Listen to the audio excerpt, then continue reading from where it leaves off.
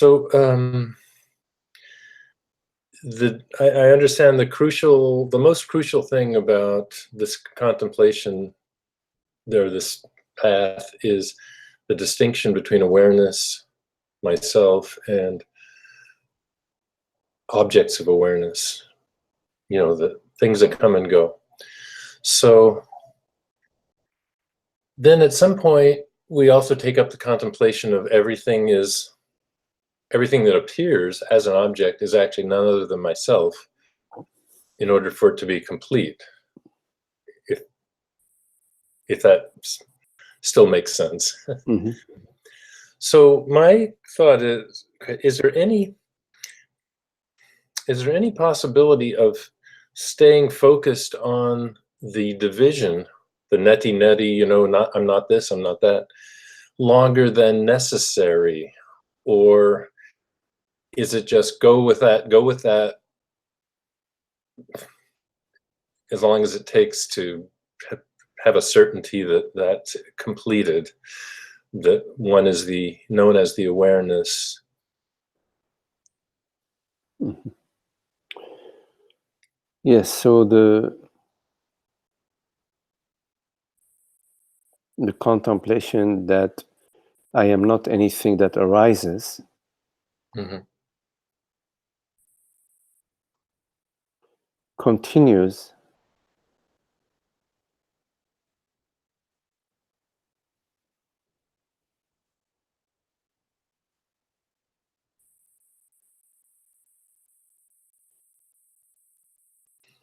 until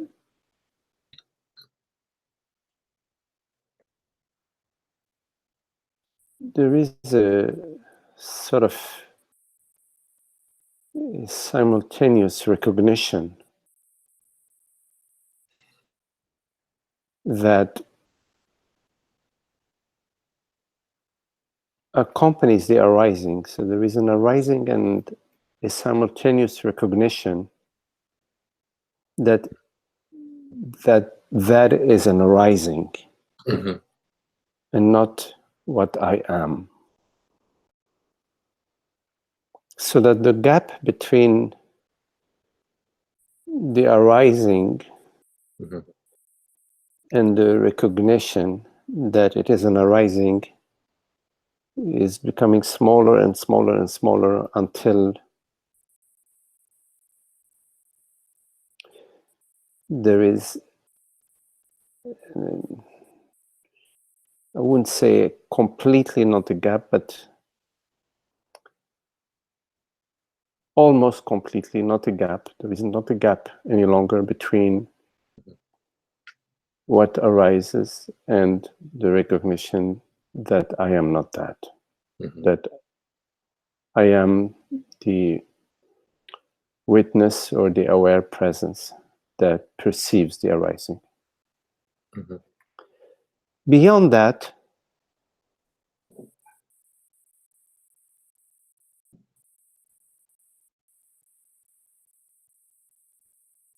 you cannot go much further Mm-hmm. with the contemplation that I am not that I am not an arising. Mm-hmm. Because that contemplation has brought its fruition. Mm-hmm.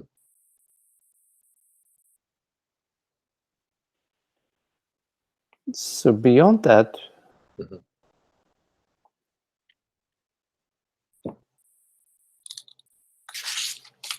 there is a resting. The contemplation is that of resting as being, meaning resting as the stillness of being, as the transparency of being, as the nothingness Mm-hmm. of being awareness.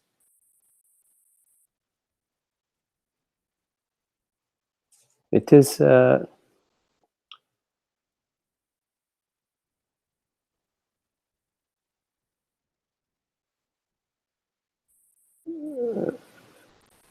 as if you are the unmovable mountain of presence.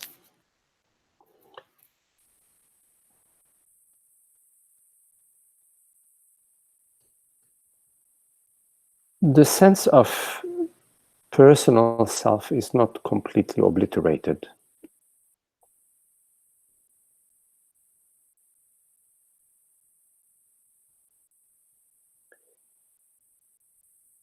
There is still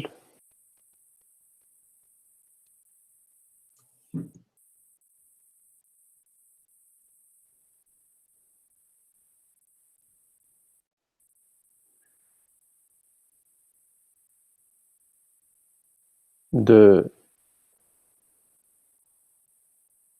shadow of the personal self. Mhm.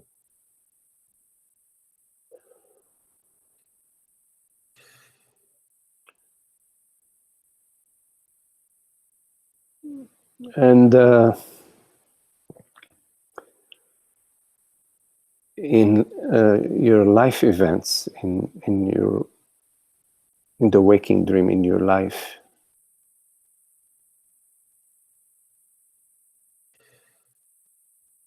you will be experiencing a mixture of the peace and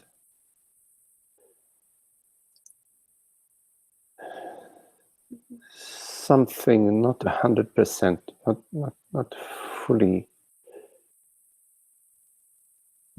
still something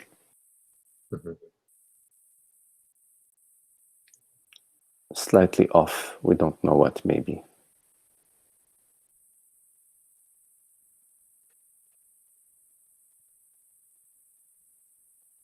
And so we remain open in our meditation. We remain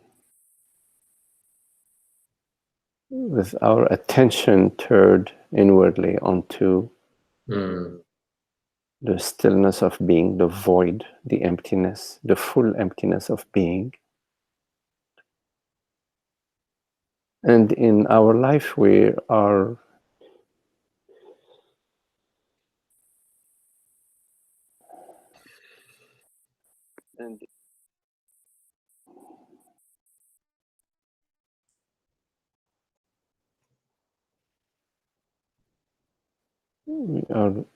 bringing the teaching, living the teaching, bringing the teaching in our life and living according to the principles of the Dharma.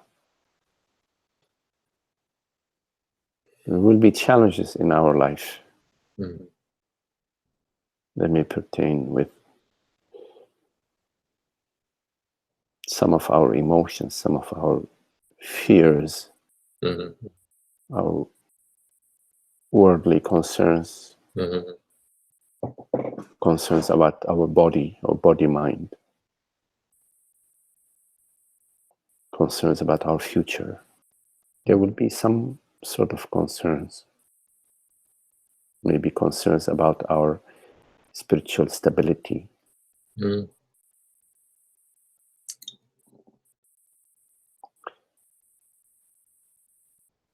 And with the inner contemplation of the unmovable, the formless self, and our external experience of application, applying the teachings, then all of that is blessed and is a blessing. And in time,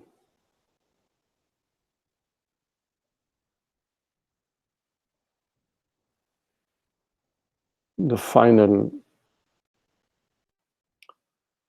pieces of the puzzle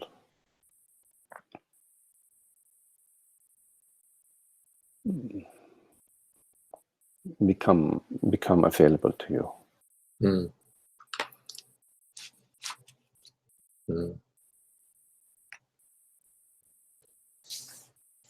And then you no longer will be contemplating Brahman. You you will be Brahman.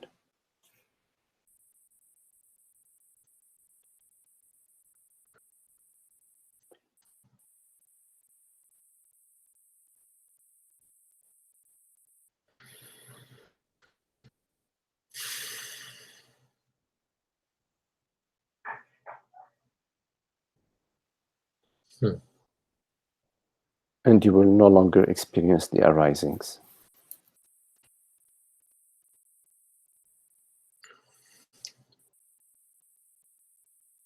Mm. Mm. It sounds like a seamless placidity, but I don't know if that's exactly what you mean by no arisings. At least a peace, an inward and inside peace. Yes, meaning the mind will no longer arise. Mm. Mm. Mm. The mind will dissolve in the Dharma, in the heart, in being, in the self. But it's not a placidity nor a passivity, because that is mind. It's not passive or placid or active. It may appear to be placid, it may appear to be active. Sometimes it appears active, sometimes it appears placid, whatever it is that you are talking about. But the it is no longer an it. The it is no longer an it. It's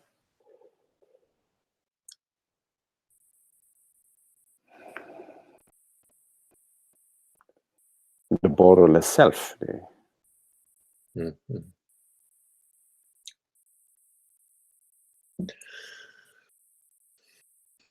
I think that's what I've really enjoyed, the opportunities when we've gotten together in person, so to speak, is peacefulness and enthusiasm, activity at the same time. I see. Whether it's very active or whether it's sitting quiet after dinner or something, it's the same peace. And then, well, you know,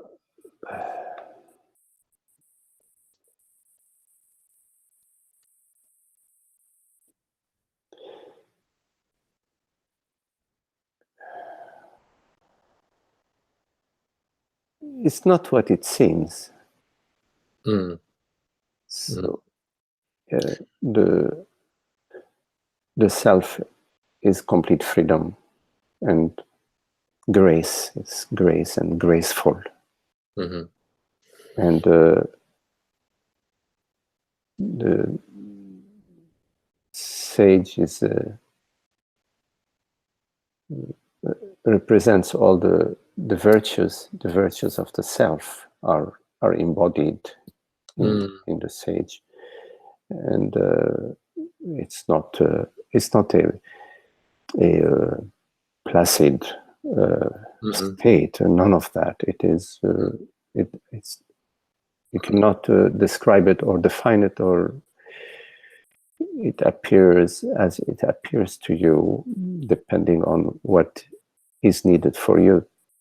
What is needed for you, it will appear for you as you need it to appear for you, as is needed, not for your personal self, as it is needed for your awakening, as it is needed for your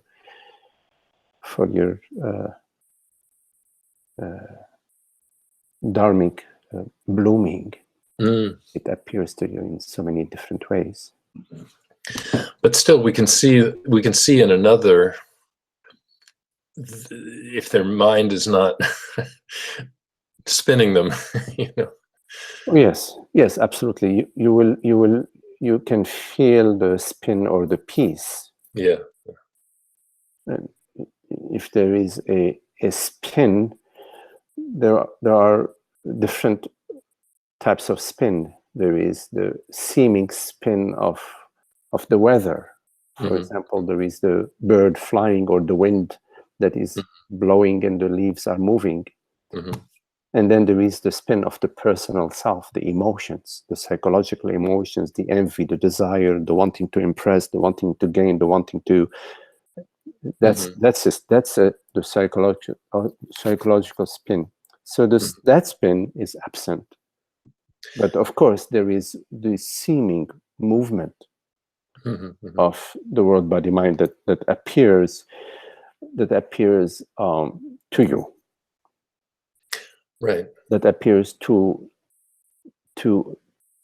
let's say to the student, to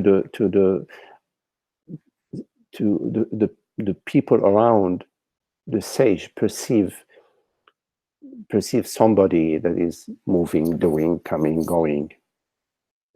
They would perceive a movement, but they will not perceive a psychological movement except their own. They would be projecting their own, and they would be sometimes projecting it upon the teacher, but it is their own. That makes sense. And these projections, they go right through. They're not. They don't belong out there. They belong to the one that is perceiving them, that is experiencing them, that is projecting them. And then, kind of connected with this question or inquiry is the like what Rupert calls the Tantric path. Like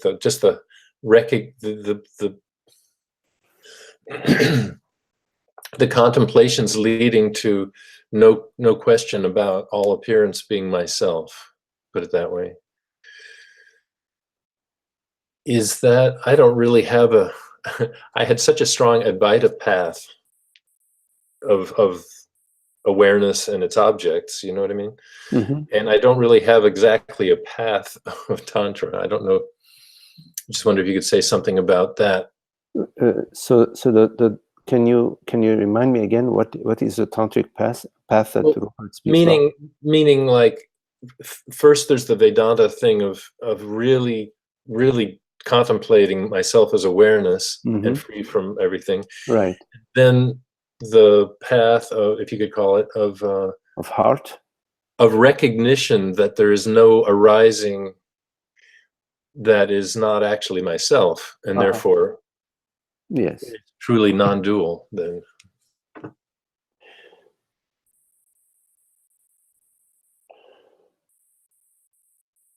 I mean, I think that those body things are kind of going in that direction, with the back of the head being empty and spaciousness, stuff like that.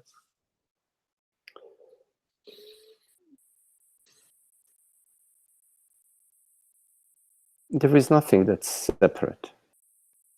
So whatever we refer to as an arising, in fact, is not an actual arising. The impression of a subject and an object doesn't represent the actuality, because there is a subject but there is no object. So it's a objectless subject, but then there isn't even a subject, because subject only refers to an object. But there isn't nothing, you see. There isn't nothing. But this something that there is that is not nothing is not a thing. And there is nobody that stands apart from that no thing, that is not nothing. Or is it a something, like a thing? There is nothing apart of that. There is no one apart of that. And there is nothing apart of that. In other words, there is really no separation. So the contemplation of what am I truly, that I am consciousness, that I am not what arises, that the neti contemplation. Right. that I am not what appears, that I am the witness, and that this witness is consciousness, and that this consciousness is not personal. It does not reside in any object. It does not belong to any owner. It has no owner, nor does it have any phenomenal. It's not in the phenomenal realm. And in fact, that the phenomenal realm is not, well, that's the next step, is to contemplate the phenomenal realm, that the phenomenal realm is not phenomenal, it's actually noumenal, that there is no object. So first, neti neti, I am consciousness, and then all, whatever you perceive, world, body, mind, is in its essence, is nothing, is that nothingness that is consciousness, that everythingness that is consciousness. So the world, body, mind is nothing as everything, as the one reality of consciousness. So there isn't a separate world that is still being perceived. So yes, I am not the world, I am not the body, I am not the mind. And that's the first phase, let's say, of the contemplation. And the next phase of the contemplation is that I am the world, body, mind. That the world, body, mind is not separate from myself. And ultimately, there is no world, body, mind, nor is there a self. There's just the absolute. It's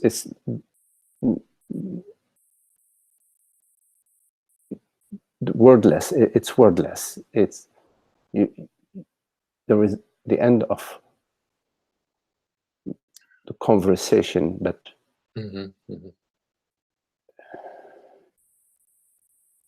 But until then, the two things that stand out to me are, if there's something more to be revealed, you know, like you said, parts of the picture or something, parts of the puzzle, then just be open to that. And the other is sinking into being. Yes, yes. So if you have the option, if I have the option to do so. Yes, that is now your contemplation. Your contemplation is to rest as being, to be being, and to contemplate the emptiness of being, the borderlessness of being, the transparency of being, the wholeness of being, and in your life to live according to the self, the virtues of the self. And whatever challenges will arise in your life, they will be arising, to bring them to the highest contemplation, to bring them to bring your contemplation to those situations, to live according to the highest truth. Always bring the mind back to its source, because in your world, whenever a certain situation will arise, it will arise as a mentation sensation. Right. So to discern that this mentation sensation is creating an illusion of a separate self that is lacking something, or that is missing something, or that is experiencing something. Yes. And to discern that is illusion, that is an arising, that is not what the reality is, what truth is. And the truth is to abide as being.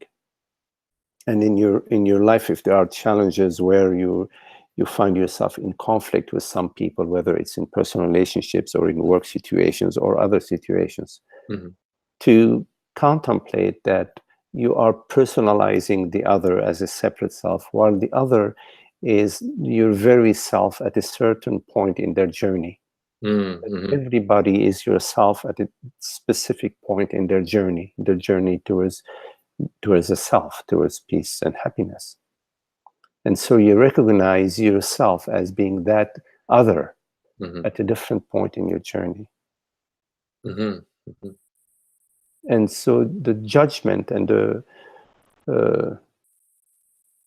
all the negative thoughts and emotions that we have about others, that we used to entertain and maintain, and also towards ourselves, that we used to entertain and maintain, we let them go. We recognize that that is not the highest truth. So why live not according to the highest truth? So you ask that question yourself. No, I do not agree. I do not agree to live according to the second highest truth. I agree to abide and live according to the highest truth. And you keep inviting yourself to that. It is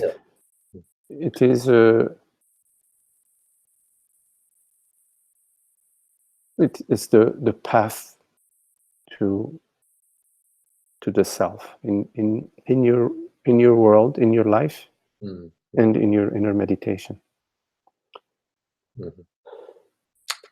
Beautiful, very clear, and thank you. Okay, Nanda.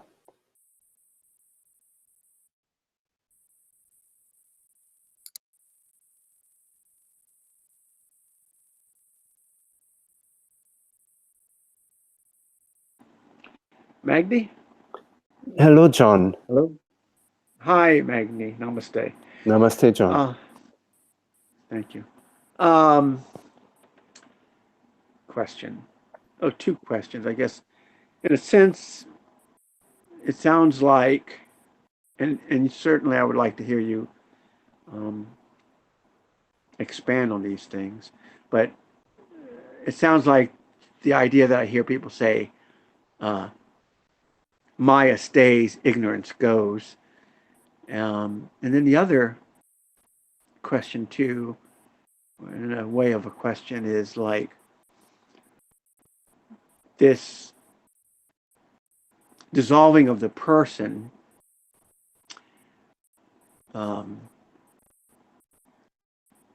doesn't mean that we're not doing practical things or things don't happen, but what it means in a way, or what happens for me, is that the recognition of the person is that it's coming and going.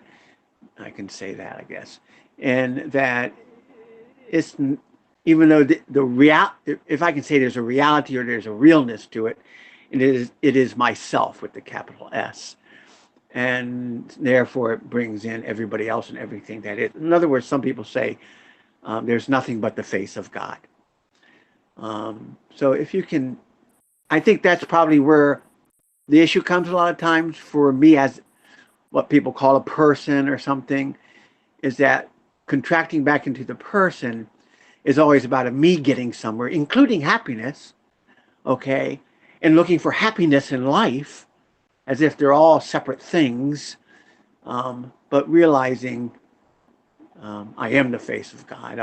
The face of God is only. That's where the real peace comes in. Right. That's my two questions. Okay, John. So your first question, actually, the sort of both connected questions, but the first question about Maya stays, ignorance goes. Just a few words about Maya. So you could say that Maya is the potential arising out of Brahman. So Brahman is the non-arising, that is. And within Brahman, there is the potential of the arising of the form, the arising of the self, of the I, and of the object, of the this and the that. So Maya is the potential of the arising within Brahman, and the arising of the subject, and simultaneously the multiple objects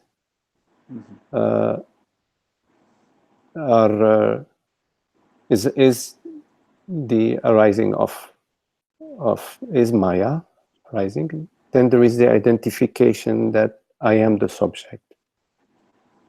So there are infinite subjects, but I am this one subject. In cases of multiple personality disorders, I am many different subjects, but in general, I am this one subject. So I has appropriated or has embodied the subject, and so now the experience of the world is as from the body. So the body mind, which is I, is now experiencing the world. And so in terms of your question about Maya stays and ignorance goes, ignorance is the identification of the self with the I, with the body mind. And with the correct contemplation and the hearing the teachings and the contemplation and the meditation upon the teachings, and with the grace of the Guru, you come to the indirect understanding, and eventually you come to the direct understanding. The indirect understanding is the understanding of the scriptures, the understanding of the Dharma, that yes, I am Brahman, that I am consciousness, that I am not the body-mind, the neti-neti. I am not the world body-mind, and I am consciousness, and that consciousness is the one reality. That is the indirect teaching. And via the contemplation and the meditation and the guidance of the Guru, you come to the direct understanding, to the direct revelation that I am that. And one could say that upon the direct understanding of the teachings,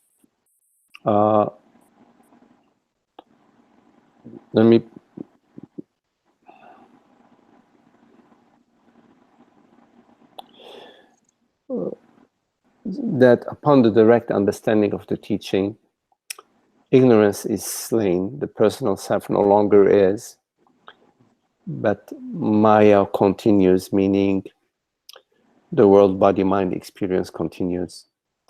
That is not the ultimate experience of the sage.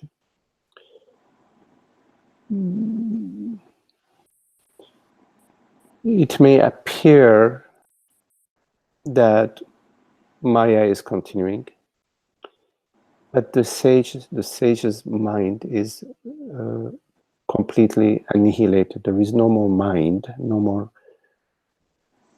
personal mind. So you could say, well, there is a universal mind. Okay, we could say there is a universal mind, but this universal mind is Brahman itself. Yeah. So the personal mind merges in the universal mind, merges in what the Buddhists say the capital M mind, the small mind merges into capital mind, capital M mind. And so the whole conceptual realm and mental realm is now just the shining light of the self. The experience of the world, body, mind is no longer an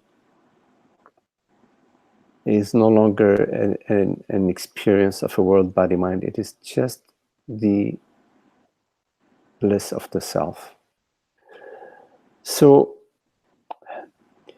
I would say that in the journey from ignorance to the self-knowingness, to the direct knowledge of the self, that one would go from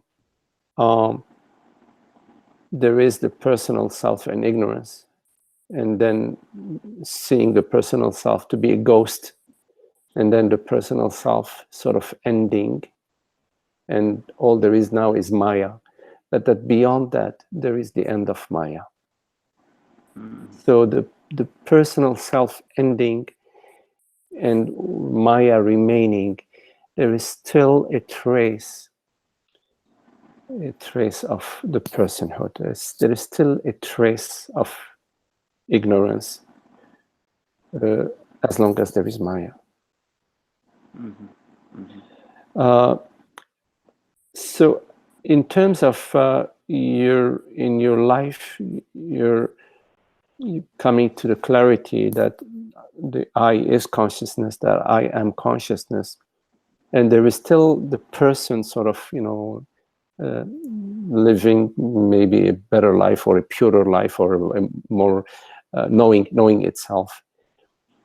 I would invite you to contemplate that is mind, that is thought and mentation and sensation. Because a person only arises to you as an image. A person only arises to you as a thought, no matter what the person is, whether it is a Buddha or whether it is the any other impression of a person will arise to you as an image. Outside of the arising, there is no person. There's just Brahman, just that is not in the realm of an arising, the non-arising. So whatever impression of personhood that arises to you, I would invite you to first contemplate that it is an arising, and that the reality of the self is a complete emptiness, the full emptiness of being awareness, universal being awareness. And as the person arises, if that person is persistent in its arising, invite this person to live in the contemplation. Invite this person to live according to your contemplation of the self. So live and act as universal consciousness, and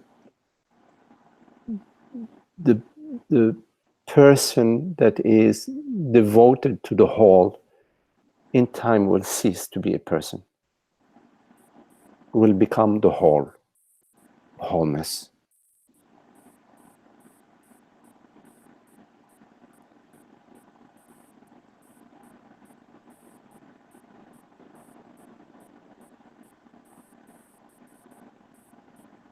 Yes.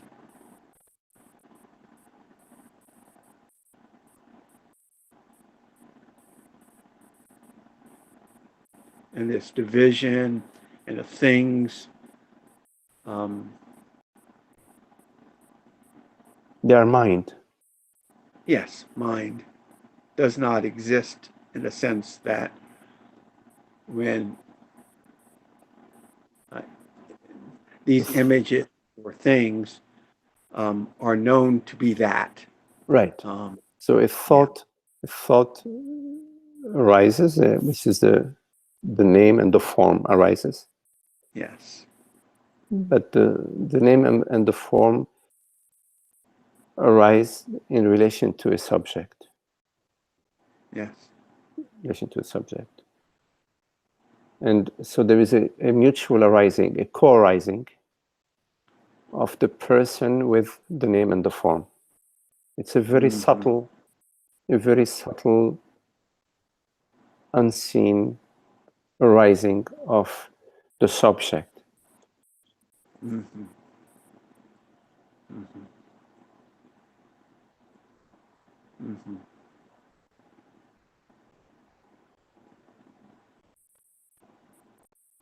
So you invite that arising to rest in the self, to rest in the emptiness of being.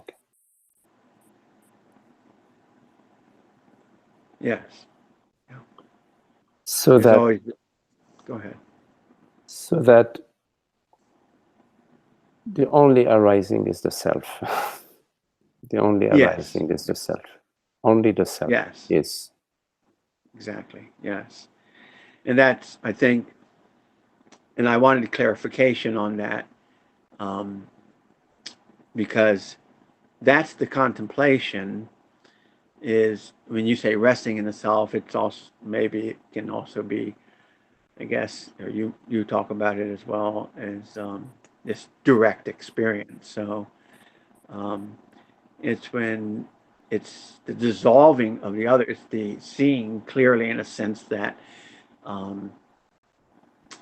there are the images, there's even the person, there's, you know, the sense of person. We have to do practical things, but that's still a sense of a person. But the only one is the only one. And you know, you allow God to do all the doing. yes, yes, yeah, yeah, effortless, yeah. So let the puppeteer run the show, that show. Your business, Yeah. your business is to maintain the contemplation clean and clear and pure. Yes, The contemplation yes. that I am the formless self. Yeah. And Okay. Yes. whenever a choice arises for you in your life, then you take the high path, you follow the choice, you take the choice of love, of compassion, of wholeness, of recognition of everyone and everything as the self. Okay. Yes. Yeah. So your actions, your behavior in your life are part of your sadhana. Yeah. Yep. Okay. Thank you, Magdi. Yes. Okay, John. Nice talking to you. Yeah.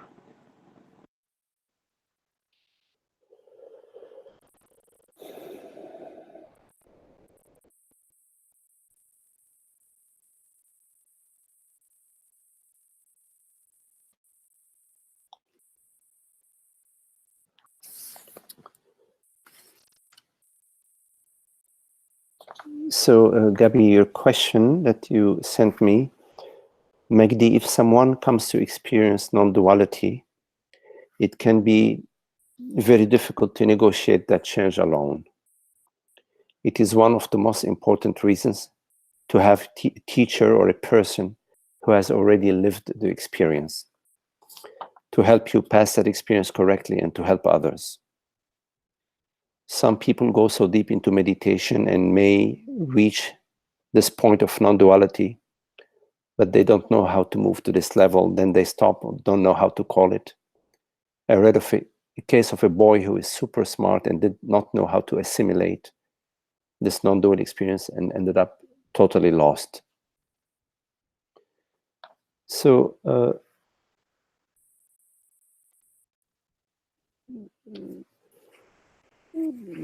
Gabby, along the way in your journey, you will find help available to you throughout your journey. At different stages in your journey, there will always be help around. The help may arise in different forms. It may arise as a mentor. It may arise as a book, something that you read that strikes you. It may arise as a relationship that becomes very challenging. It may arise as situations in the family that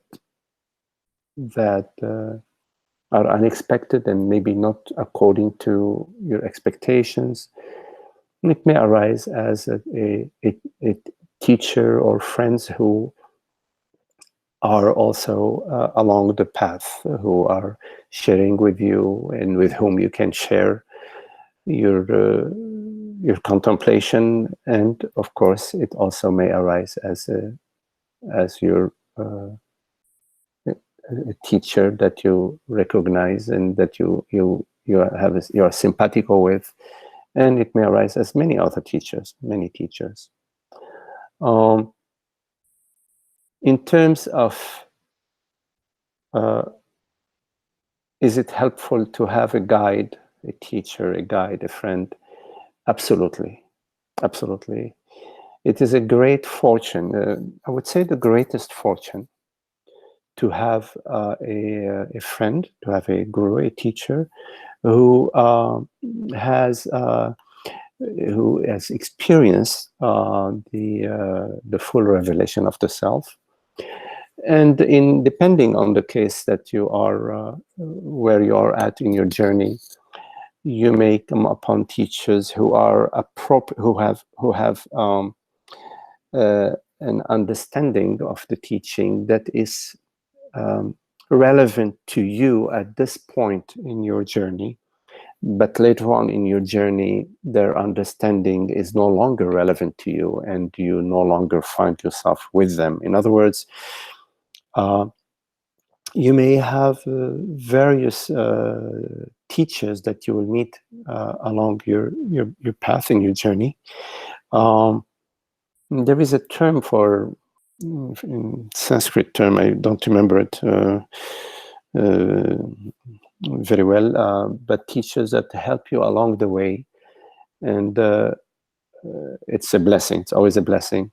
And of course, the highest blessing is to meet your Karana guru, which is the guru that with whom you can bring an end to your question. Where you end your mind, where your mind completely ends.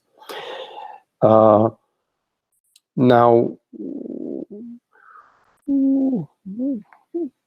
I know you didn't ask this question, but what to do in finding a teacher? I think that you remain alert, you remain open, and you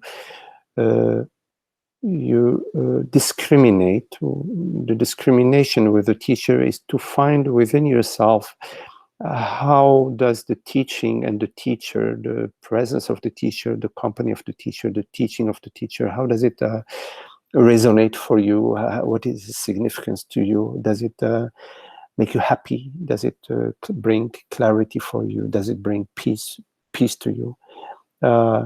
These are important, qualities in your relationship with the teacher. And also, I would say the accessibility of the teacher to you. And I find that that a teacher who also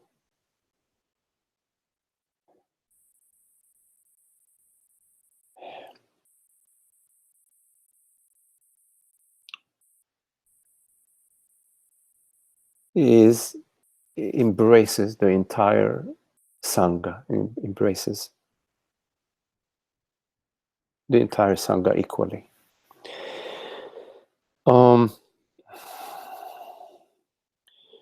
Now, of course, it's important just for me to say, in terms of the teacher is not a person. The teacher appears as a person. You may perceive the teacher that way, but the teacher is the self. The teacher is the absolute, is the light of being, shining through this person, appearing as this person, and to guide you in the teaching, and also in the being in the company of the teacher, just to see how the teacher is, how the teacher behave, and how he lives or she lives, how they interact. There is a teaching 24/7 with the teacher, and there is a teaching. And of course, there is a teaching in the words, and there is a silent teaching.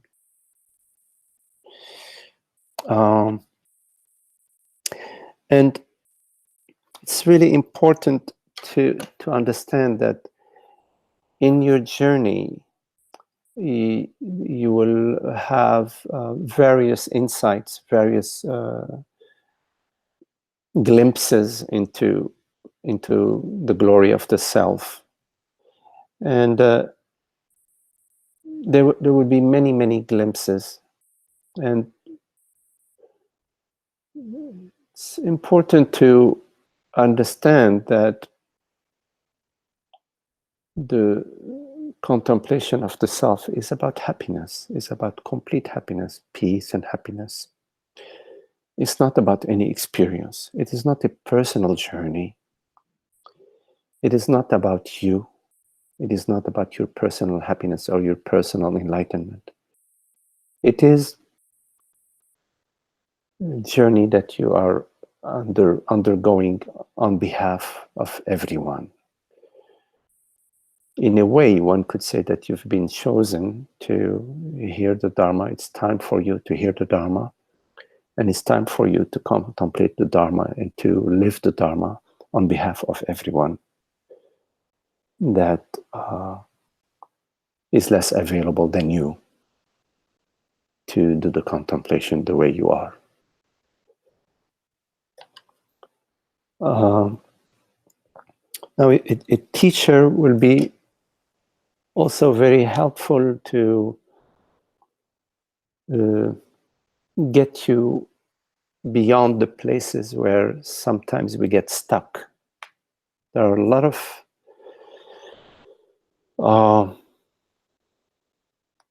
rest areas along the journey, and often we stop in the rest area and we build our home in the rest area. The teacher will come and will sometimes burn your home, but let's not be so dramatic, will edge you to keep on moving, to continue in your journey and not to get stuck in any state. There are many states that we get stuck in along the way, and also there are very subtle moods and subtle mind states or subtle mind realms that we can get stuck in, and the teacher can help you navigate your way through them and get beyond them.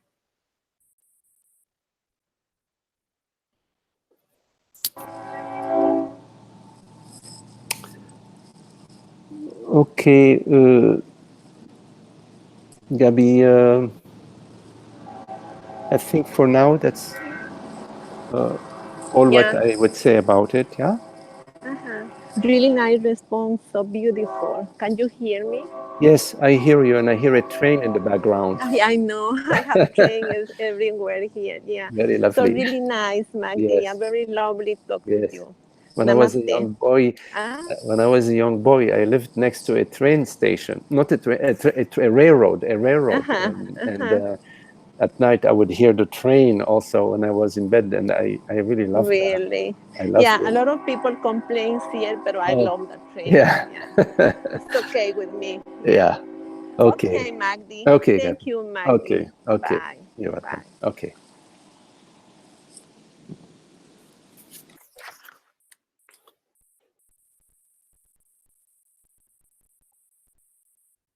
So, any questions?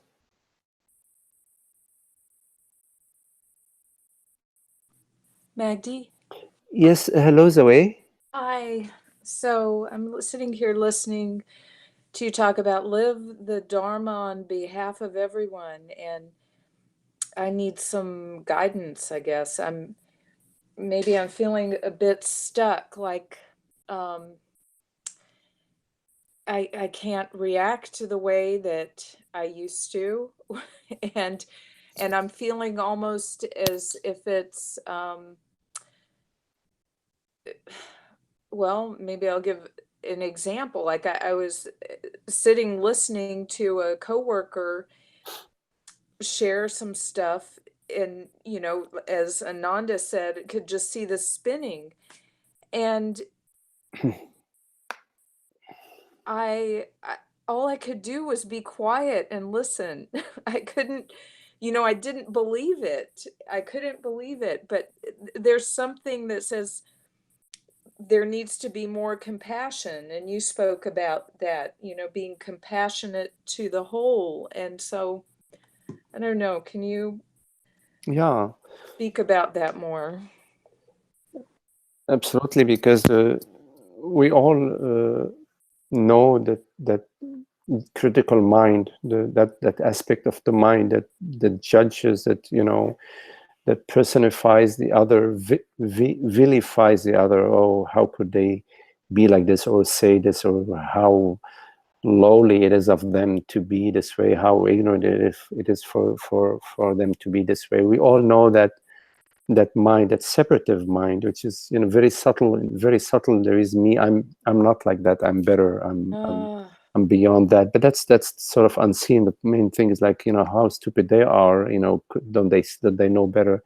But in fact, they're doing their best. That's where they're at. That's what's happening for them. This is what they're perceiving. They're perceiving maybe an internal, personal threat that is, of course, illusory. I mean, but still, although it is illusory, and that's what their impression is, and because of that, that's what seems to be, from their point of view, their reality. And so they're defending. Sometimes people cannot stay still with the emptiness, and so they fill it. They fill it with whatever. They just fill it with stuff. Some people cannot stay with any sense of personal threat, and so they immediately are very critical of others, judgmental of others, and because they cannot tolerate to see that they also embody, as a body mind, that the good and bad. The good and bad is that body mind realm. So in being compassionate, in being loving, in being understanding, we bring in the wisdom of the Dharma. We bring in the light of the Dharma into our being, and our being is universal being. So we actually shining within our heart, within our being, the light of wisdom and the light of compassion onto everyone, onto everything. And we really do not know the effect of that, because from the mind perspective, we're only perceiving from this perspective, but there are infinite perspectives that we're not aware of that have profound impact. We do not know, maybe that second of silence that we had, what impact that moment of silence that we had, what impact it had on this person's on this person's journey. That moment of silence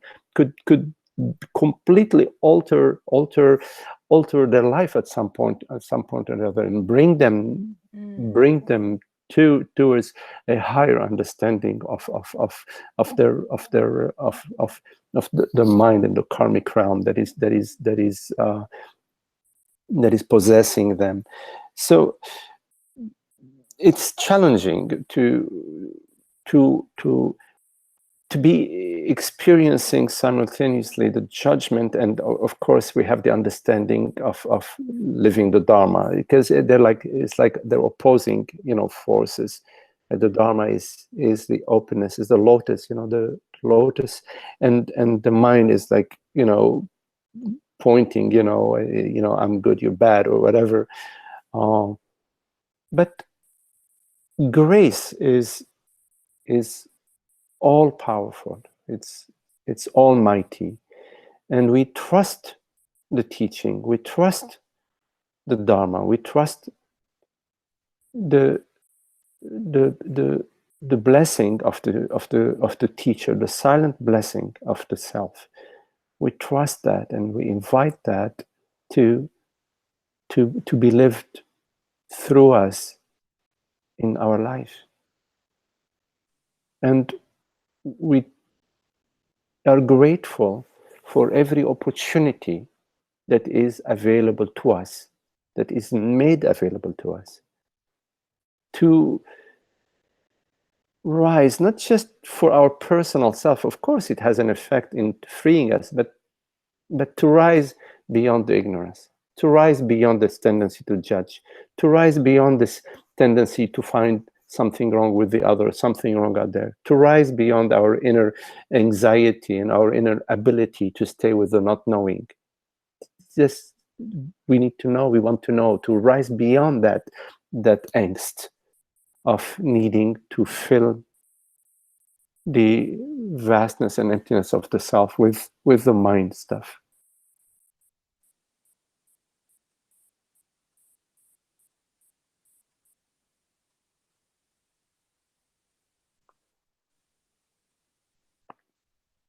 So we are grateful for these opportunities. Without these opportunities, then that judgmental mind remains dormant there.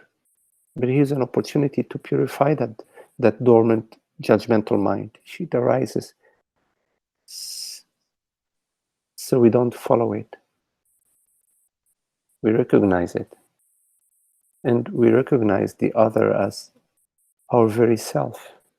That we, at some point or the other, are this very person, are this quote-unquote foolish person acting in this quote-unquote foolish way.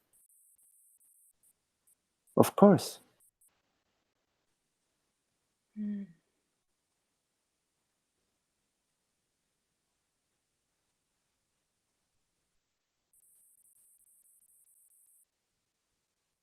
So the blessing of the contemplation of the self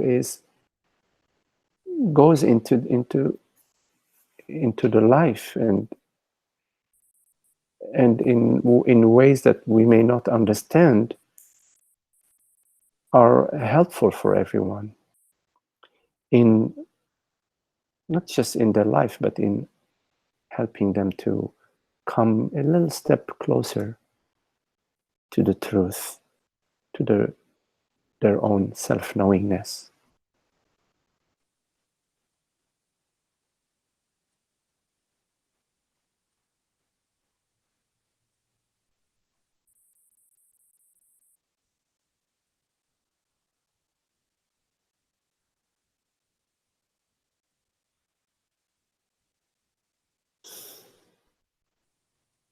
And definitely, self-judgment and judgments of others are the same. They're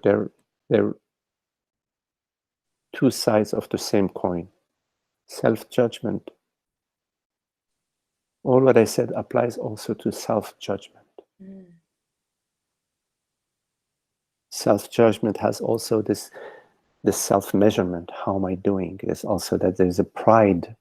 There is both the vilifying the person, vilifying the self, and also pride, being proud of oneself. They're both the positive and the negative aspects of the judgment.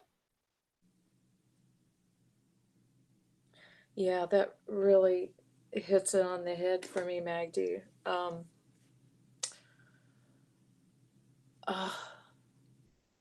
Yeah,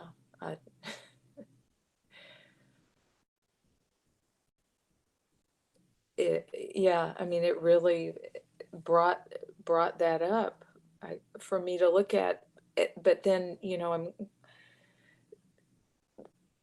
I'm still at a loss. I feel like there's something that I should be doing to be compassionate, and maybe it's just. It's at that moment. It's in the moment of the arising of the judgment that we let it go. Don't make an idea about being compassionate. Don't make an image of Zoe, what it's like for Zoe to be compassionate.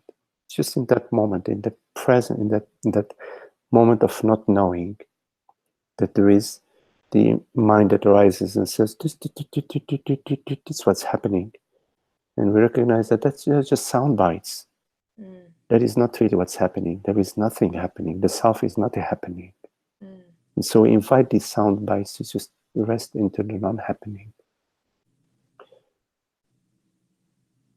And whatever seems to be happening over there, we invite that, we embody that, we take it in. We take it in as a non-happening. So it's not about a new image or a new idea of being compassionate. It's a moment by moment.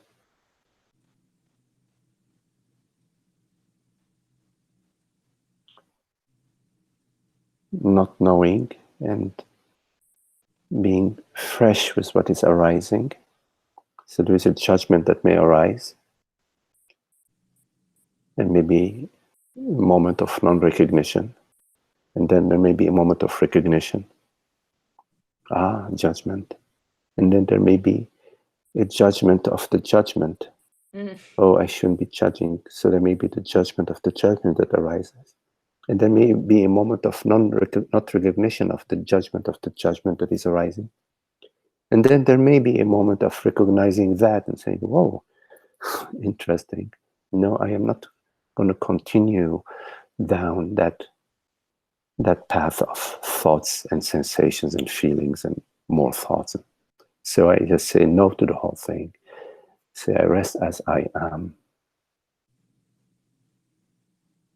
And the images that I'm projecting, that are being projected about the other, are just images I recognize. There's a moment of non-recognition, but there's also a moment of recognition. And there isn't a should or shouldn't about it. I should have, I shouldn't have, none of that. It's just what is. Our intention is truth, being truth, living truth.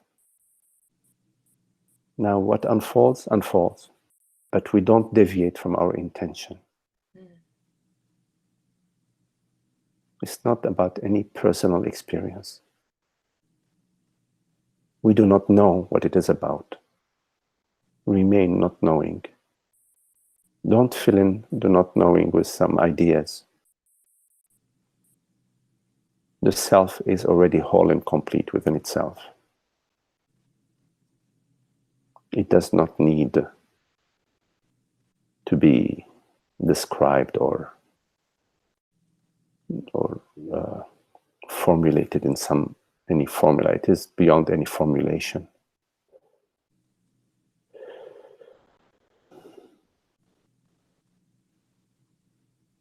Whatever is describable is not what you are. Whatever thought says is not what you are. Whatever feelings and sensations say is not what you are.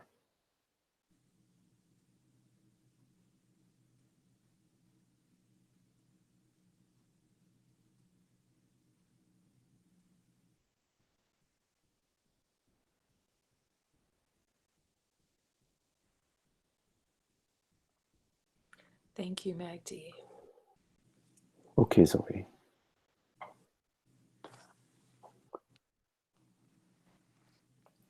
Ananda, you write, everyone should have their full... Oh, Shasta refound by now. Okay, that was a comment by Ananda, yes. And you write, I think I'm seeing more of why you are so involved in teaching, sharing. The one being comforts its apparently disenfranchised neighbors.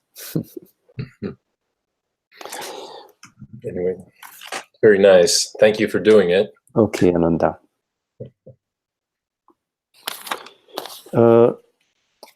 A question that was sent to me. Hello, Magdi.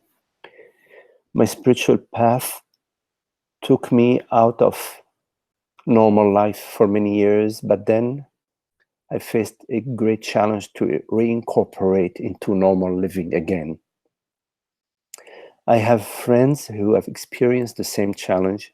There is no interest in worldly things and no interest to participate in the normal worldly stuff. I lost the stabilities and the skills of the world, how to function again.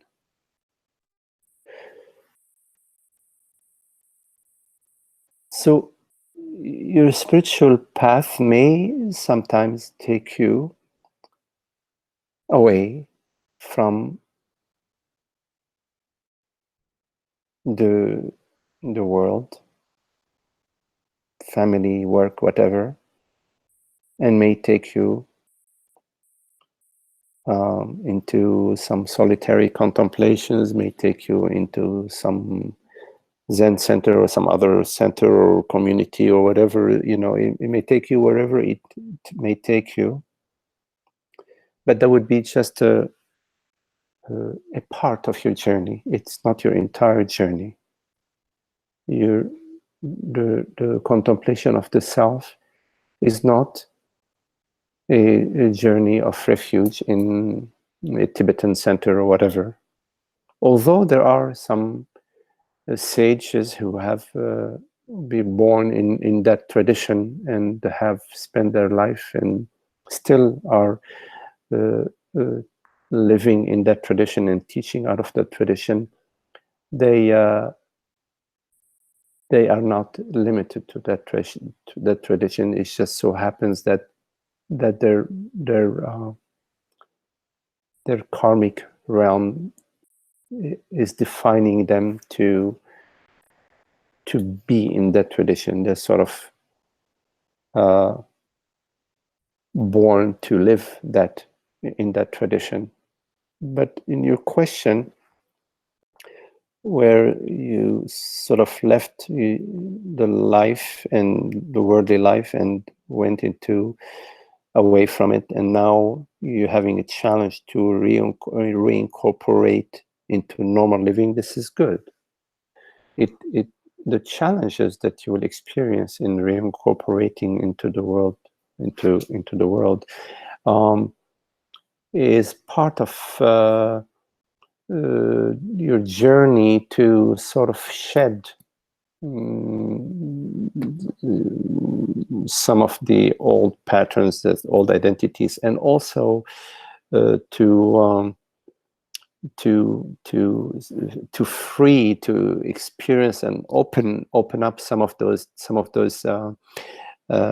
places where you've defined yourself as you do not belong in the world. In fact, the world, what we call the world, and the self and Brahman are not two. They're one. They're not separate. So if you are very harmonious in the spiritual realm and you're having difficulty functioning in the world, that is an indication that you need to be working on that, in that direction, in the direction of finding the harmony in the world, in living in the world. So if you recollect the 10 ox herding pictures of in the Buddhist tradition, about perceiving the ox and finding the ox and taming the ox and riding the ox, and then there is no more ox, and eventually in the end, result of the 10 ox herding pictures, the sage is back in the village. He's back in the village among the rest of the villagers, and he's whatever, maybe working in the kitchen in some cafe, or whatever he or she is doing. So integration in the world is part of the path to the self, to the full revelation as Brahman. There may be some subtle identities, some subtle patterns, some subtle contractions within the body-mind that cannot be released in a Buddhist temple or away from the world, that can only be released in the world. So life will sort of invite you, or something within you will invite you to go back into the world. And initially you may find it really difficult, because there will be a challenge to how you perceive yourself and how you perceive the world, and the body may be wired in certain way that it cannot easily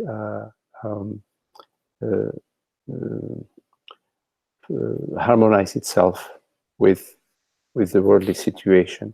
But you will find that if that's your path, you will find the help that you need. You will find the assistance that you need to help you integrate. Now, the assistance may not be initially perceived as being very helpful. It may seem to be in itself a challenge, but there will also be, along the challenge, there will be the invitation, the love, the support, the help that you need to facilitate for you your integration in the world, and above all, the dissolution of some of these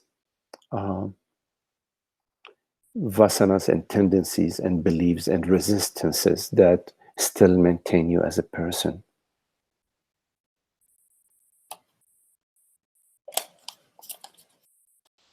And you have to also trust the change. First, that change will occur, and trust the change as it is occurring. You will be surprised, like how, you know, like how the silkworm turns into a butterfly. Isn't that amazing? That inside of the cocoon there is that larva, and at some point there is this beautiful butterfly that flies everywhere from flower to flower and pollinating the the orchards. Such a beautiful metaphor. So you need to trust that, there is this sort of transformation occurring, not just for the larva, but within yourself, that there is this sort of transformation occurring. And it's a very, very beautiful transformation.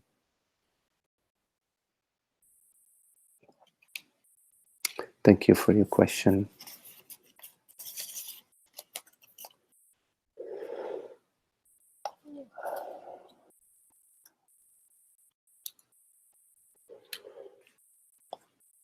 Okay, any questions, anyone?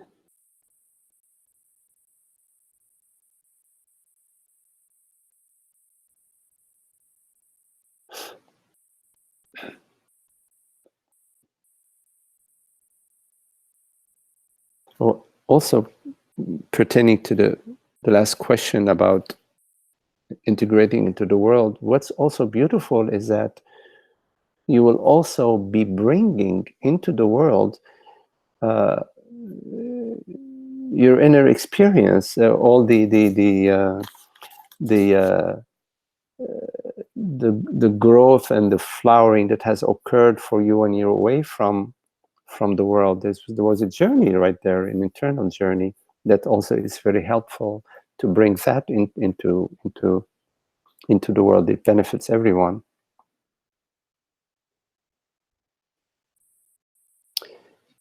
Okay, just want to take this opportunity to mention to everyone that the dates for the Costa Rica retreat have been finally settled. So it's October 27th to November 1st. We are still waiting for some details about, I guess, some details that pertain to the retreat, which we will be posting soon on the meetup and also on my Facebook page. So I'm going to put that as soon as possible so that you can plan, whoever wants to attend the retreat can plan in advance for us to be there.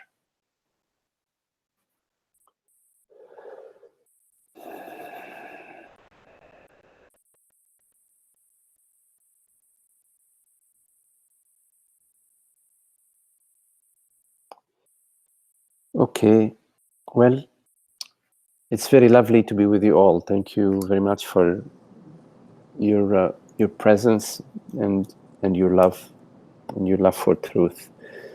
So Anne and Gabi, Esther. Thank you, John, Magdi. Namaste. yes, namaste. Namaste. Thank you, Magdi. Thank you, everyone. And so okay. Thank you all. Namaste, Thank you all. everyone. Beautiful. Thank you. Okay. Okay.